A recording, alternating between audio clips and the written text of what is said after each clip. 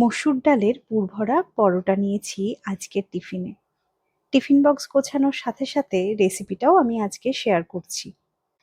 কড়াইতে সর্ষের তেল গরম হয়ে এলে আগের থেকে 1 ঘন্টা ভেজানো আগের থেকে মসুর ডাল বেটে তার সাথে স্বাদ মতো লবণ, চিনি, হলুদ, কাঁচা লঙ্কা বাটা, সামান্য হিং আর পেঁয়াজ কুচি, সামান্য আদা এবং রসুন বাটা দিয়ে ভালো করে মেখে নিয়েছি।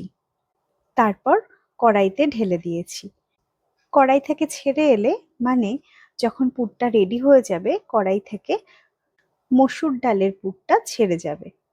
এবার নামিয়ে নিলেই রেডি হয়ে গেল মসুর ডালের পুর। এবার আমি আটার 2টো লেচি কেটে নিয়েছি। লেচিগুলো নর্মাল রুটির থেকে একটু বড় হবে।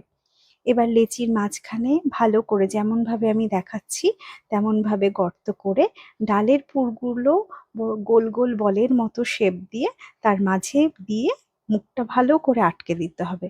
তারপর আটা দিয়ে বেলে নিয়েছি। তোমরা চাইলে আটার বদলে ময়দা দিয়েও ডালের পুর ভরা পরোটা করতে পারো। আবার এই দিয়ে ডালপুরিও করতে পারো। ডালপুরি সাধারণত আমরা ছোলার ডাল, বিউলির ডালের খেয়ে থাকি, কিন্তু মসুর ডালের ডালপুরিও খেয়ে দেখো, অসাধারণ খেতে হয়।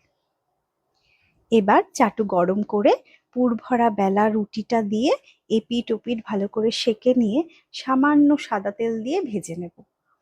রেডি হয়ে গেল মসুর ডালের পুর ভরা পরোটা। এবার টিফিন বক্স গুছিয়ে ফেলি।